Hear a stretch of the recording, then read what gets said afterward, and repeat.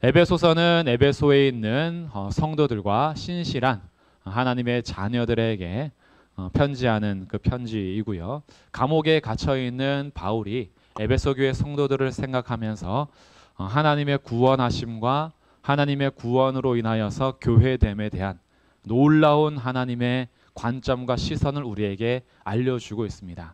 그래서 우리가 교회라고 생각할 때에 단지 몇 사람이 마음을 붙잡고 교회라는 이름을 짓고 교회에 간판을 걸고 어떤 건물을 임대를 하든 짓든 아니면 가정에서 시작을 하든 우리의 시작으로 인해서 교회가 출발한 것 같지만 그것은 그렇지 않다.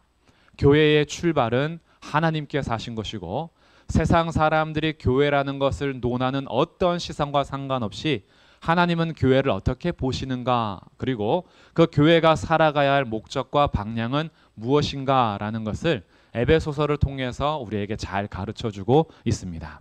그래서 1장에서는 하나님께서 어떻게 일을 행하셨는지 그 이야기를 쭉 적으면서 성부 하나님, 성자 하나님, 성령 하나님으로 인하여서 우리가 어떻게 구원을 받았으며, 그리고 하나님의 지극히 크신 능력이 예수 그리스도 안에서 우리를 어떻게 교회 삼아 주셨는지 그 놀라운 능력을 우리가 보면서 1장을 마무리하며, 교회는 만물을 충만하게 하시는 이 예수 그리스도의 또 충만이고 예수 그리스도의 몸이다라고 했습니다. 그러면서 2장 1절부터 10절까지는 우리가 하나님의 능력으로 교회가 되었는데 2장도 1절에서 10절까지 있고요. 또 11절부터 하반절이 이제 2부로 1, 2부로 나누어집니다. 그래서 22절까지 이렇게 나누어지는데 1절부터 10절까지는 하나님께서 지극히 크신 능력으로 우리를 구원하신 이 하나님의 은혜를 다시 한번 생각하면서 전에 우리들은 허물과 죄로 죽어 있는 상태였고, 그리고 그때의 우리들은 본질상 진노의 자녀였으며 육체를 따라 행하던 자들이었기 때문에 우리는 심판과 멸망의 대상으로서 존재했지만 긍휼이 크신 하나님의 큰 사랑 때문에 우리에게 그 구원을 허락해 주셔서 이제는 그리스도와 함께 살리셨고 그 다음에 하늘에 앉히셨다. 올리시고 앉히시는 일들을 그리스도와 연합된 자로서 우리의 신분을 완전히 새롭게 하셨습니다. 그리고 이 일에 대해서 하나님의 은혜를 찬송하게 하는 일정과 목적이 동일하게 하나님께서 우리에게 구원을 하신 것은 사람의 행위에서 난 것이 아니요 오직 하나님의 은혜다. 은혜로 인하여서 우리가 선물로 받은 것이 바로 구원인 거죠. 그리고 이 은혜의 구원은 우리로 하여금 어떻게 살게 하냐 하면, 이전에 은혜로 구원받기 전에는 본질상 진노의 자녀요 악하고 육체에 따라서 죄와 마귀의 종노릇하며 살았으나 구원받은 우리들은 이제는 하나님께서 예비하신 대로 이제는 이전의 삶이 아니라 구원받은 이후에 하나님께서 행하시는 선한 일을 위해서 우리가 살아가게 됩니다. 이것이 이제 8절, 9절, 10절의 정리인 거예요. 그래서 구원은 오직 은혜로 말미암아 우리에게 주어지는 하나님의 선물이요, 구원은 오직 하나님의 행위입니다. 사람의 행위가 구원의 보탬이 될 수 없고요, 오직 하나님의 행위를 얘기하시는데 크신 능력으로 그리스도 예수 안에서 우리를 자녀 삼아 주신 것이죠. 그래서 그 은혜를 우리는 생각할 때마다 어떻게 되냐면 찬양하게 됩니다. 야, 나 같은 자를 살려주신 하나님의 은혜가 너무 귀한 거죠. 그래서 이제 우리들은요 하나님의 작품으로서 10절에서 이렇게 얘기합니다. 우리는 그가 만드신 바라. 구원받은 이후에 다시 창조 얘기가 나오죠. 우리는 그가 만드신 바다. 새로운 창조물이 된 거예요. 그리스도 예수 안에서 무엇을 위하여 창조된 자들이냐? 선한 일을 위하여. 그래서 이제 선행이 등장하는 거예요. 선한 일을 위하여. 선한 일을 위하여 우리가 지음을 받았다. 이 일은 갑자기 출현된 것이 아니고요, 하나님이 전에 예비하셔서 우리로 그 가운데서 행하게 하려 하십니다. 우리의 구원도 하나님께서 창세전에 우리를 택하시고 부르시고 구원을 하신 것처럼 하나님께서 우리를 다시 창조하셔서, 이 창조는 구원을 말하는 거예요. 우리를 새롭게 다시 태어나게 하심으로 우리로 하여금 선한 일을 위하여 지었다 했는데 이 또한 전에 예비하신 일이었다. 그러니까 이것도 하나님의 계획이었다라는 거죠. 그래서 이제 우리 이후 구원받은 자들의 삶은 하나님께서 목적하신 대로 예비하신 대로 선한 일을 위하여 살아가게 됩니다. 그래서 10절에서 우리로 그 가운데서 행하게 하려 하심이니라 이렇게 마무리하고 있죠. 원래는 2장 2절에 보시면 그때에 너희는 그 가운데서 행하여, 원래 우리들은 허물과 죄로 죽어있는 상태에서 그 가운데서 행했어요. 그런데 이제 10절은 어떻게 해요? 우리를 구원하신 은혜를 따라서 선한 일을 위하여 지음받은 그 가운데서 행하기 위하여 우리 가운데 주님의 은혜가 부어졌습니다. 그래서 이제 오늘은 이 선한 일에 대한 이야기를 조금 더 해보려고 합니다. 우리의 존재 자체는요, 이 존재, 새롭게 창조된 존재, 이것을 다른 말로 하면은 작품이라 할 수도 있어요. 하나님의 걸작품들, 하나님의 새로운 피조물로서 하나님의 작품이 된 우리의 존재는 하나님의 자녀로 살 수 있는 것이 자연스러운 일이 아니라 특별한 하나님의 은혜였죠. 그렇기 때문에 우리가 오늘 하나님을 아버지라 부르는 것도 아버지이신 하나님이 우리를 자녀 삼아 주셨기 때문에 가능한 오직 하나님의 은혜입니다. 또한 우리가 오늘 하나님 나라 백성으로서 하나님의 나라를 기업으로 삼아 그 나라를 상속받을 수 있는 이유 또한 하나님 나라의 왕이신 하나님께서 우리에게 베풀어 주시는 오직 하나님의 은혜 때문입니다. 우리가 영원한 생명을 가진 자로 천국을 소망하며 살아갈 수 있는 것도 영원하신 하나님이 죄와 사망으로 죽어야 될 우리들에게 영원한 생명을 선물로 주심으로 가능한 것이기 때문에 천국을 소망하며 살아가는 영생을 가진 자들도 오직 하나님의 은혜로만 가능한 일이 됩니다. 그렇기 때문에 이 모든 것이 우리의 존재라는 것, 우리가 창조 새롭게 만들어진 바 하나님의 구원의 작품으로서 살아가는 우리의 모든 삶은 하나님의 은혜입니다. 믿으십니까? 이것이 우리에게 가장 핵심적으로 잊지 말아야 될 것들이죠. 그래서 우리가 앞으로 선한 일이 강조가 되어서 선하게 살아야 된다, 선한 일을 해야 된다라고 해서 우리가 이제 선한 일에 대한 삶, 이 성화의 삶을 살아가게 될 터인데 이 성화의 삶도 시작하신 분이 누구시죠? 우리를 창조하시고 우리를 존재하게 하신 하나님의 은혜로 출발한 것이기 때문에 성화도 나의 공로가 아니라 하나님의 은혜입니다. 그리고 하나님께서 약속하신 것이 뭐냐 하면 이 일을 시작하신 이가 이 일을 완성하시겠다라고 약속하셨어요. 그래서 우리를 거룩하고 흠없게 보존하시고 완성하시는 마지막 예수 그리스도께서 이 땅에 재림하실 때에 우리를 영화롭게 하실 터인데 우리의 구원에 대한 완성, 영화의 존재로서 변화되는 것도 이것 또한 하나님께서 마지막 하시는 거기 때문에 이 모든 것은 다 하나님의 은혜입니다. 그래서 이제 선한 일이 아무리 강조가 되더라도 하나님의 은혜에 앞서서 하나님의 은혜 플러스 우리의 행위가 강조되어 우리로 하여금 구원을 받은 자격이 나에게 있음을 말하고자 하는 것이 아니고요. 하나님의 은혜로 구원받은 우리의 삶이 어떻게 살아야 할 것인가라는 것 또한 하나님께서 전에 예비하신 것인데 이것이 선한 일이었다라는 거예요. 그러니 선한 일이 강조되고 강조돼도 이 강조가 되면 될수록 무엇이 더 커지냐 하면 우리를 이렇게 선한 일을 할 수 있도록 불러주신 하나님의 은혜와 선한 일을 계속하도록 우리를 이끌어 가시는 성령님의 역사, 그로 인하여서 선행의 자리에서 우리가 무엇을 하게 되냐 하면 하나님의 영광을 찬송하게 됩니다. 이 전제와 이 기준을 잊어버리시면 안 돼요. 놓치시면 안 되는 거예요. 그래서 우리들이 성경에서 선행을 많이 강조할까요? 강조하지 않을까요? 성경 전체에서는요, 선행을 정말 많이 강조합니다.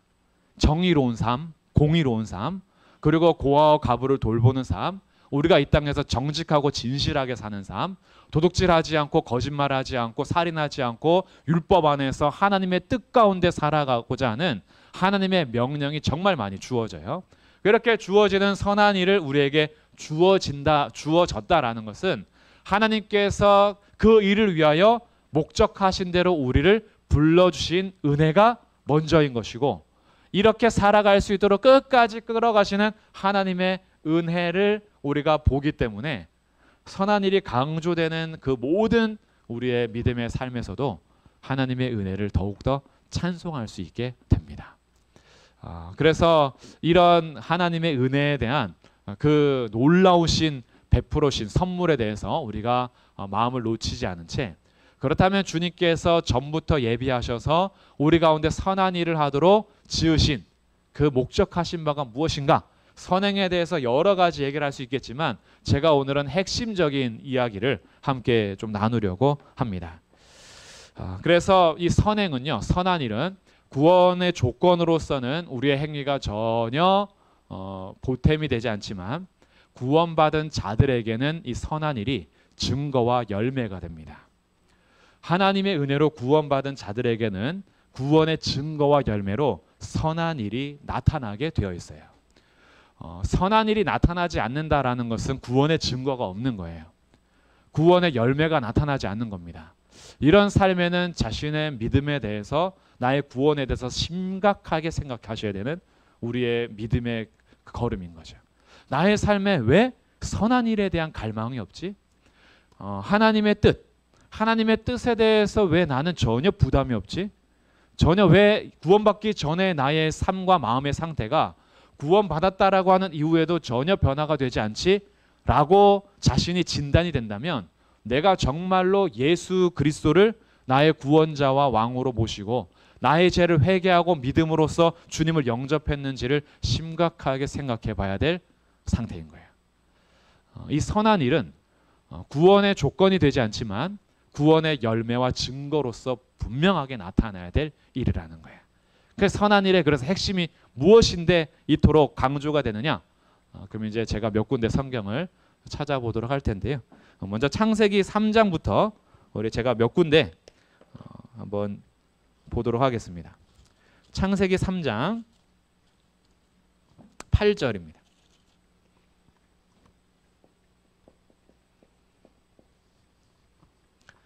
창세기 3장 8절. 그들이 그날 바람이 불 때 동산에 거니시는 여호와 하나님의 소리를 들었다. 동산에 거니시는 하나님의 여호와 하나님의 소리를 들었대요. 거니시는 여기 또 5장 22절.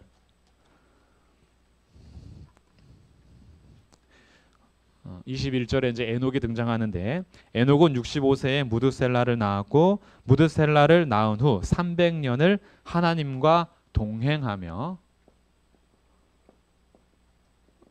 5장 22절 6장 9절 창세기 6장 9절 이것이 노아의 족본이라. 노아는 의인이요 당대의 완전한 자라. 그는 하나님과 동행했다. 하나님과 동행했다. 완전한 자래요. 그 하나님과 동행했대요. 17장 1절 창세기 17장 1절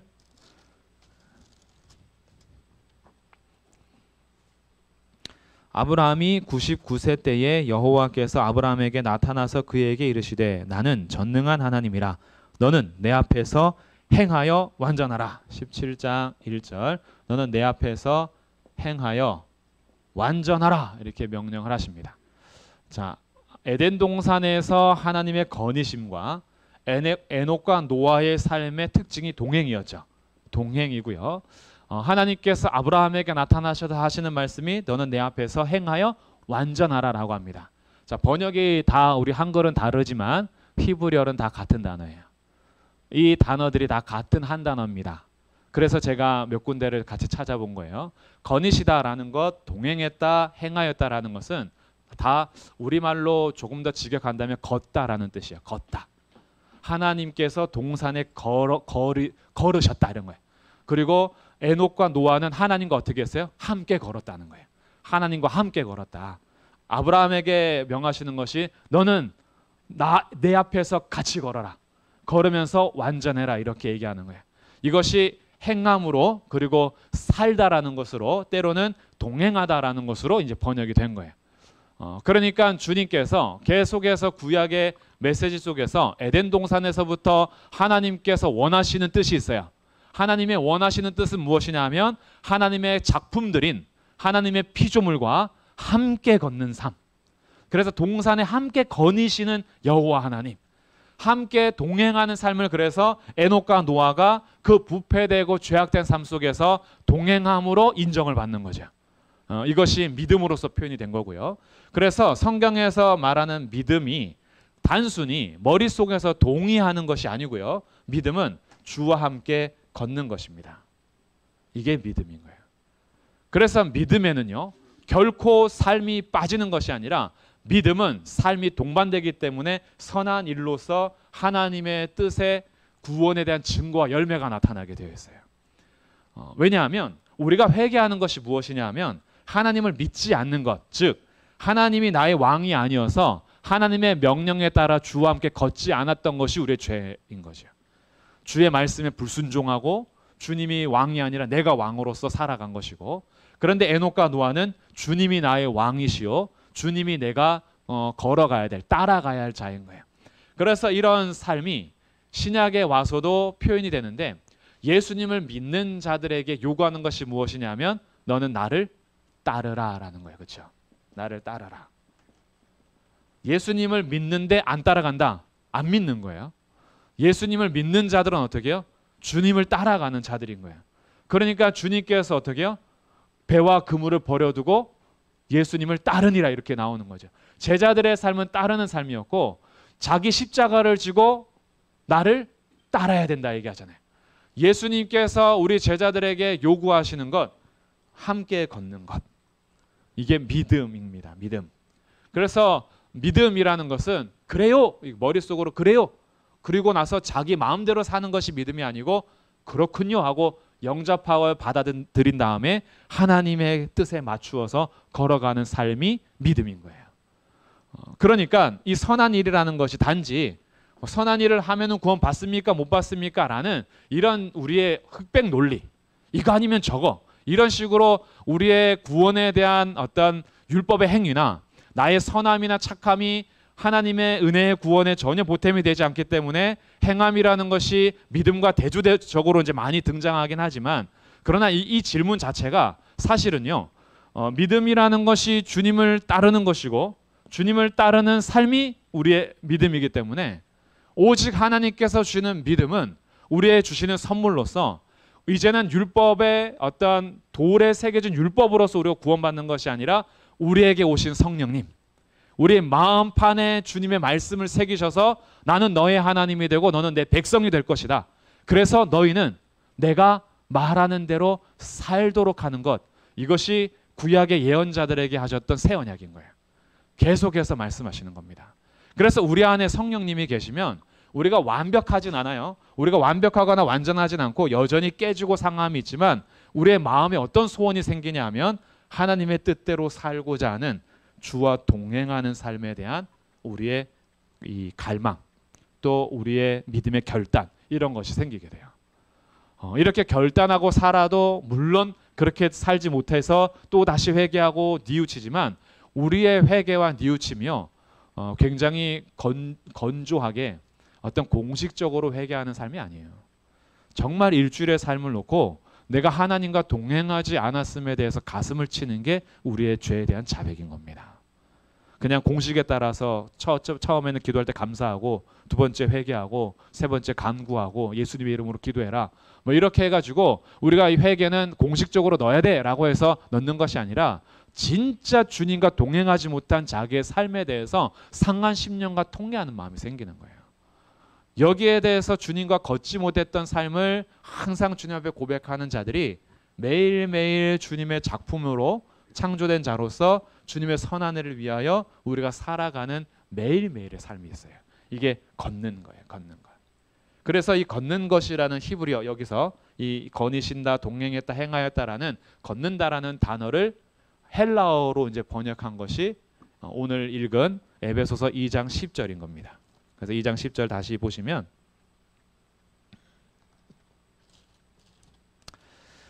우리는 그가 만드신 바라 그리스도 예수 안에서 선한 일을 위하여 지으심을 받은 자니 이 일은 하나님이 전에 예비하사 우리로 그 가운데서 걷게 하려 하심이니라. 이제 행하려 이렇게 번역했죠. 행하려 하심이다. 이것이 히브리어 여기 걷는다라는 단어하고 똑같은 헬라어로 걷는다라는 단어예요. 그러니 주님께서 우리에게 목적하신 것이 뭐냐 하면 구원받은 하나님의 작품들이 주와 함께 걷게 하려는 것. 이것이 전에 예비하셨던 일. 언제서부터요? 창조하셨을 때 에덴 동산에서부터 거니시는 하나님. 그런데 죄를 짓고 나서 어떻게 했어요? 거니시는 하나님의 소리를 듣고 두려워하여 숨었죠. 피하여 숨었나이다. 주님과 함께 걷는 것을 어떻게 해요? 피하고 숨을 수밖에 없었던 죄인의 상태. 죄와 허물로 죽어있는 상태는 결코 주와 동행할 수 없는 상태. 그런데 주님이 어떻게 해요? 다시 우리를 구원하셔서 우리로 주와 동행할 수 있도록 걸을 수 있도록 하신 것이 전에 하나님께서 이미 예비하신 일이었다. 그래서 우리들의 구원받은 이후의 삶은 주와 동행하기 위해서 한 걸음 한 걸음 살아가는 거예요. 주님께서 원하시는 겁니다. 그래서 주님께서 원하시는 것이 미가 6장 8절에서도 분명하게 나오는데 주님께서 너에게 원하시는 것은 내 하나님과 겸손하게 함께 행하는 것이 아니냐, 동행하는 것이 아니냐. 주님께서는 우리에게 늘 그걸 원하셨어요. 그래서 동행에 대해서 원하셔가지고 모세 때는 무엇을 주셨냐 하면 성막을 주잖아요. 내가 너희 가운데 거하기 위하여 너희의 중심에 너희의 진안에 성막으로 임재하시고 함께 가는데 내가 앞서 행할 테니 나를 따라와라. 따르니라. 그렇죠? 내가 먼저 갈 테니까 너희들은 따라와라. 주님과 함께 순종하며 따라가는 삶. 이것이 구원받은 하나님의 백성들의 삶인 거죠. 그러지 못했을 때의 우리의 존재를 어떻게 해요? 나를 이렇게 구원하신 하나님의 은혜가 큼에도 불구하고 여전히 내가 주인이 되어서 하나님과 동행하기를 거부하며 살아가는 이 못난 죄에 대해서 주님 앞에 오늘도 무릎을 꿇는 거죠. 주님, 오늘도 주님의 뜻이 분명함에도 불구하고 주와 걷기를 제가 거부하고 제가 오늘도 제 마음대로 걸었습니다. 이런 못난 자를 주님 용서해 주십시오. 그리고 다시 예수 그리스도의 피를 힘입어 나를 만드신 하나님의 작품으로서 제가 다시 주와 함께 걷겠나이다.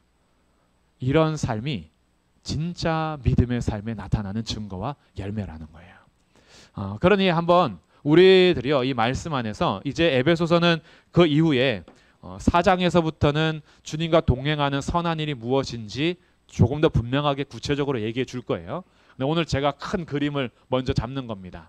하나님께서 은혜로 구원을 베풀어 주심에 대해서 그 은혜를 받은 자들에게 나타나는 자연스러운 삶. 어떻게 보면 이 자연스러움은 성령님의 역사이기 때문에 제가 이렇게 표현하는 거예요. 우리 안에 계신 성령님께서 하나님의 뜻에 따라서 우리가 걸어갈 수 있도록 날마다 우리를 위해서 간구하시고 우리 하나님 보좌 우편에 앉아 계신 예수 그리스도께서 하늘과 땅의 권세를 가진 자로서 지금도 자기의 백성들을 위하여 친히 인도하시며 권세 가운데 이끌어 가시기 때문에 하나님의 백성들은 끝까지 견디고 인내하고 선한 일을 위해서 달려가도록 하는 것이 주님께서 역사하신 은혜인 거죠. 그 은혜에 따라서 우리들이요 이 선한 일에 대한 갈망이 생기는 거예요. 주님과 동행하는 삶, 핵심인 겁니다. 주님과 함께 걷는 삶. 그래서 거니시는 여호와의 소리를 우리가 두려워하고 함으로 피하거나 악의적인 마음으로 거부하면서 살아가면 불편해서 못 삽니다. 결국에는 무릎을 꿇고 두 손 들고 나와요. 하나님의 명령이 있을 때 우리가 일시적으로요. 이 일시적이라는 것이 1년일 수도 있고 10년일 수도 있어요. 근데 일시적으로 주님의 뜻을 거부하며 살 수는 있습니다. 그런데 결국에 하나님의 백성들은요. 무릎 꿇고 돌아와요. 하나님 앞에 무릎 꿇고 돌아오는 삶에서 구원의 증거와 열매를 보는 거예요. 그리고 우리의 삶에는요. 이 마음이 항상 생겨요. 주님의 뜻대로 살고자 하는 마음이 계속 생기고 그러지 못하는 나의 삶의 부딪힘이 우리로 하여금 계속 전쟁을 일으킵니다. 그래서 하나님의 뜻대로 완벽하게 살아서 구원의 증거가 아니고 하나님의 뜻대로 살고자 하는 나의 마음과 그러지 않는 나의 실제의 삶이 부딪혀서 괴로워하고 있다면 이것이 구원받은 자들의 증거고 열매인 거예요. 그런 삶이 없다. 악한 일을 하고 주님의 뜻을 거부하고 주님의 말씀에 순종하지 않음에도 불구하고 내 마음이 전혀 불편하지 않고 믿기 전이나 후나 내 마음의 상태가 변하지 않았다. 빨리 복음을 들으셔야 돼요. 심각한 겁니다. 이건 사실은요. 그냥 제가 어떻게 보면 웃으면서 얘기한 거지만 우리 인생에서 가장 중요한 결정에 내가 어떻게 보면 속는 거예요.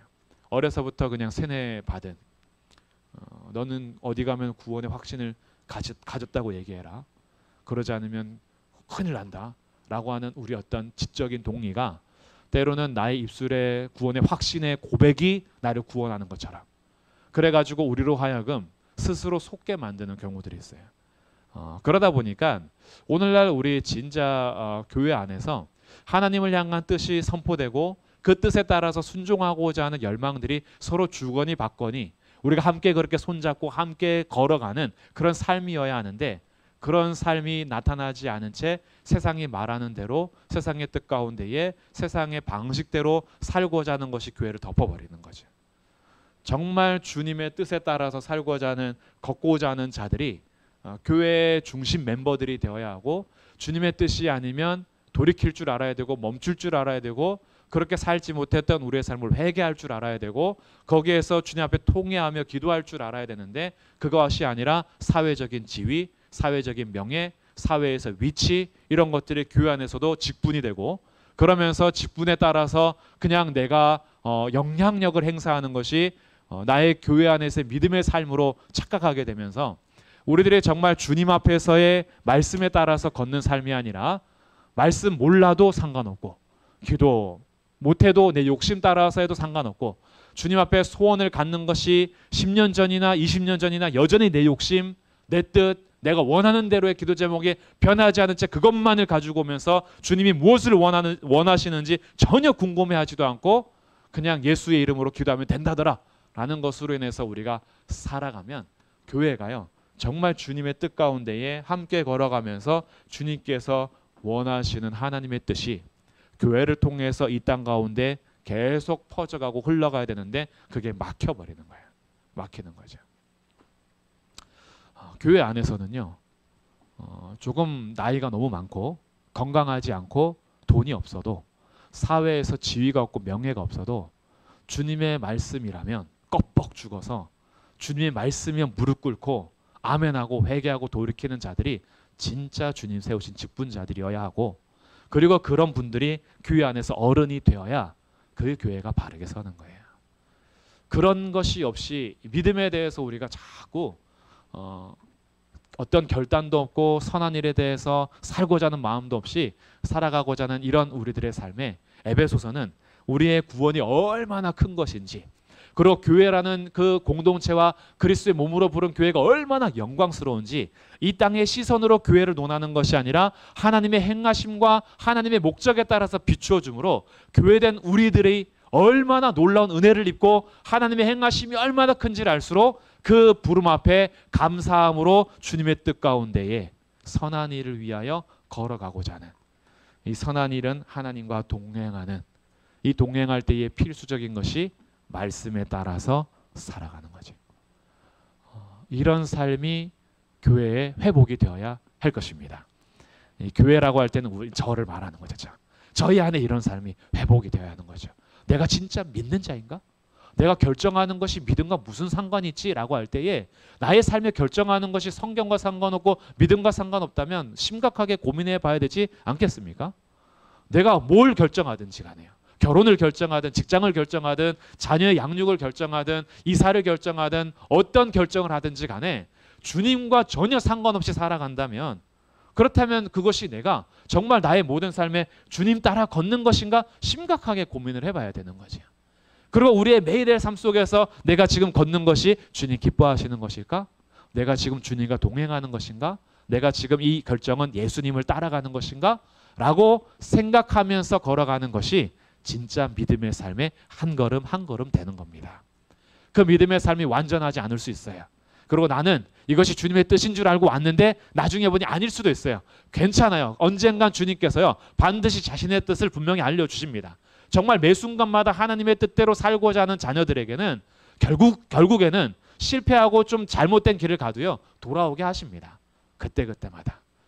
그러기 때문에 내가 완벽주의로서가 아니라 완전하게 살 수 있다라는 것이 아니라 매일의 삶 속에서 넘어질 수 있고 실수할 수 있고 그럴 수 있어도 내가 오늘을 결정할 때에 주님의 뜻을 진실하게 묻고 가는 삶. 그래서 하나님과 동행하기를 결정하며 주 안에서 함께 걸어가는 이 삶이야말로 주님께서 우리를 만드신 바로 전에 예비하셔서 우리로 그 가운데서 행하게 하려 하신 하나님의 뜻 안에서 살아가는 우리의 삶이 됩니다. 그래서 오늘 결론적으로요. 2장 1절부터 10절까지는 이런 하나님의 은혜의 구원에 대해서 하나님께서 얼마나 놀라운 일을 행하셨는지 하나님과 나의 수직적인 관계에서 그 방향을 잡아서 1절부터 10절까지 그리스도와 함께 살리셨고 그리스도와 함께 하늘에 앉히셨다라고 얘기했다면 다음 주에 살펴볼 11절부터 22절은 나와 함께 하나님과 수직적인 관계를 이루어가는 하나님의 백성들과의 수평적인 관계에 대한 방향으로서 그리스도의 피로써 우리를 어떻게 하셨는지, 그래서 이제 구원받은 자들이 하나님의 뜻 가운데 걸어간다라는 것은 어떻게 우리의 정체성이 확립이 된 것인지, 수직적인 관계에서 전반부에서 얘기하고 이제 수평적인 방향을 잡아주는 것이 다음 주 이제 11절부터 22절입니다. 그래서 우리 주님께서 나를 구원하신 목적에 따라서 이 땅 가운데 하나님과 동행하며 살아가는 그 삶을 살아가되, 동행하며 살아가는 사람들이 나 혼자가 아니라 함께 교회를 이루어가는 우리인 것이야. 우리들이 이제는 유대인이든지 이방인이든지 그것을 초월하여서 어떻게 주님께서 하셨는지, 그래서 우리가 이제 어떤 존재가 되었는지 궁금하신 분들은 이제 다음 주에 함께 예배를 통해서 말씀을 계속 나누도록 하겠습니다. 오늘은 우리 말씀을 함께 생각하면서요. 주님께서 에덴 동산 가운데 거니셨던 것처럼 지금 우리와 주님께서 함께 동행하시면서 걷기를 원하십니다. 이제 낯을 피하여서 살아가는 죄인이 아니라 우리를 하나님의 자녀로 부르셔서 하나님과 함께 걸어갈 수 있도록 예수 그리스도 안에 우리를 두셨습니다. 그래서 우리 매일의 삶은요, 주님이 나와 함께 하시기 때문에 나는 주님과 함께 걸어갈 수 있습니다. 에녹이 하나님과 동행했던 것처럼, 노아가 하나님과 동행했던 것처럼 예수님이 우리를 그 안에 두셨으니 하나님과 동행하며 살기를 갈망하셨으면 좋겠어요. 하나님, 저의 매일매일의 걸음과 삶의 방향이 주님과 아무 상관없는 삶이 아니라 주와 함께 걸어가는 삶이 되도록 은혜를 더하여 주셨는데 제가 그렇게 걷겠습니다.